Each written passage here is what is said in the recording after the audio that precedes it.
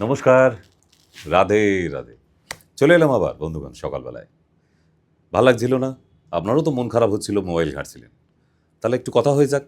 কারণ আমি যে কথাগুলো বলবো আপনার জীবনকে নিয়ে। হ্যাঁ, আপনার জীবন, আপনার লাইফস্টাইল ঠিকঠাক আছে কি না, আপনার কি কোথাও অসুবিধে হচ্ছে, জানি ভেতরে মনের যন্ত্রণা কাউকে বলতে পারেন না, শরীরের যন্ত্রণা তবু তো ডাক্তারকে বলা যায়। কিন্তু এমন কিছু প্রবলেম আছে ডাক্তারকে বলেও কিছু হয় না, সেটা কি জানেন? শারীরিক ব্যাপার। যখন একটা মানুষের ক্রিয়েটিনাইন নর্মাল কত আমরা কি জানি? সিকেডি প্রবলেম হয়ে যাওয়া, ক্রনিক কিডনি ডিজিজ, এটাকে বলা হয় সিকেডি।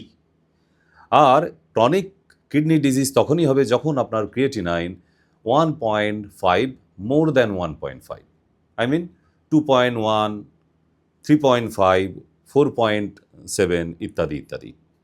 আমার কাছে রুগী আছে 28 ক্রিয়েটিনাইন।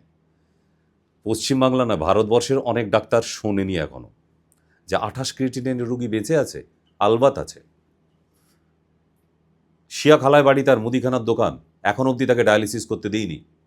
দিব্যি নর্মাল লাইফ লিড করছে, একদম মুদিখানার দোকান চালাচ্ছে, সংসার চালাচ্ছে। তাহলে মাপকাঠিটা বুঝে গেলেন। কিন্তু এবার আমাকে বলুন তো, যে ধীরে ধীরে একটু একটু করে পয়েন্ট ওয়াইজ ক্রিয়েটিনিনটা বাড়তে থাকে, সঙ্গে ইউরিয়া বাড়তে থাকে, কেন? এটা কি একদিনে খারাপ হয়েছে? না, আপনার বহুদিন থেকে সিগন্যাল দেওয়া হচ্ছে যে আপনার ইউরিক অ্যাসিডটা অনেক হাই, 8 পয়েন্টের ওপরে থাকছে, আপনি কোনো গা করেননি। ফেবোটাস 40 প্রচুর খান, আবার বন্ধ করে দেন। কিন্তু যেটা খেয়ে আপনার ইউরিক অ্যাসিডটা বেড়ে যাচ্ছে, আপনি সেটাকে বন্ধ করছেন না কেন? কেন করছেন না? ঠিক নয় এটা। তাই নিজের লাইফস্টাইলটা ঠিক করতে হবে। জীবন যেরকম বললেই হবে না। ভগবান এই জীবনটাকে দিয়েছে একবারই, ওয়ান চান্স, রিটেক হয় না, এটা কোনো কাটিং হয় না। ভুল হয়ে গেলে মোছার জায়গা নেই, কারণ আপনি বড় হয়ে গেছেন। ছোটবেলায় পেন্সিলে লিখতেন কেন? ছোটবেলার ভুলগুলো মোছা যেত বলে, মোছা যায় বলে। বড়বেলার ভুলগুলো আর মোছা যায় না, তাই তখন আপনি পেন ধরে নিয়েছেন। পেনে লিখলে আর মোছার জায়গা নেই। তাই নিজের জীবনটাকে ঠিকভাবে চালানোর জন্য, আপনার যখন ইউরিক অ্যাসিড বেশি দেখেছিলেন, আপনার উচিত ছিল ডক্টরের কাছে গিয়ে কংক্রিট ফুড চার্ট নিয়ে আসা, যে শুধু ফেবোটাস 40 নয়, তার সঙ্গে কি কি খাওয়া নিষেধ। আপনাকে যে ফেবোটাস 40 লিখেছে মহান ডক্টর, যার ফরেনের বোধহয় FRCS 4খানা ডিগ্রি আছে, তিনি নিজেও জানেন না যে ইউরিক অ্যাসিড কি কি খেলে বাড়ে। তাহলে আপনাকে বলবেটাকে? আমি এদের আনাড়ি ডাক্তার বলি, পাশ করা হাতুড়িয়া ডাক্তার বলি, যে শুধু ওষুধ দিতে জানেন, আর রোগের সোর্সটা কোথা থেকে উৎপন্ন হচ্ছে, কেন হচ্ছে, সেটাকে আপনি একবার তাকে বারণ করলেন না। এটা কি ধরনের কাজ হলো? বোঝা গেছে?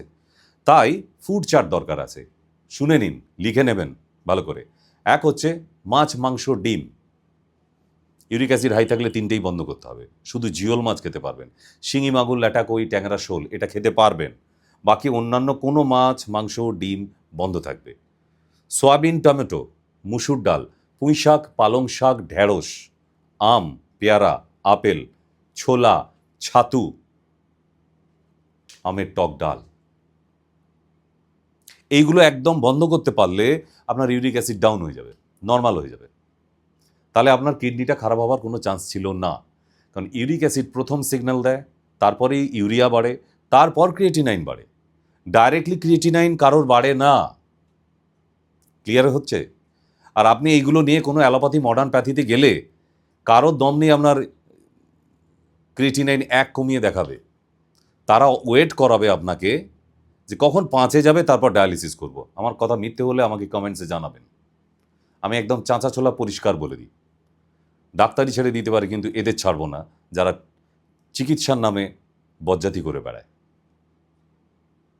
ঠিক তো সেই জন্য ক্রিয়েটিনাইন লক্ষ্য রাখার ব্যাপার, কমানো যায়, 100% কমানো যায়। চিন্তার এত কিচ্ছু কারণ নেই।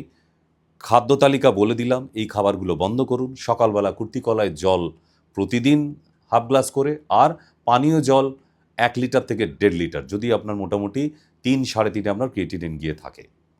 ঠিক আছে? যদি 2-2.5 থাকে তাহলে 2 লিটার অবধি জল খাওয়া যায়।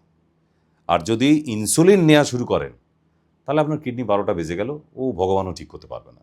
ইমিডিয়েট ইনসুলিন নেওয়াটা বন্ধ করে ট্যাবলেটে কনভার্ট করুন যদি ডায়াবেটিক হন আপনি। আমি আরও ডিটেলসে আসবো, পরের পার্ট লক্ষ্য করুন যে কিডনির ক্রিয়েটিনাইন বেড়ে গেলে কিভাবে তৎক্ষণাৎ কমানো যায়। আজকের জন্য রাধে রাধে।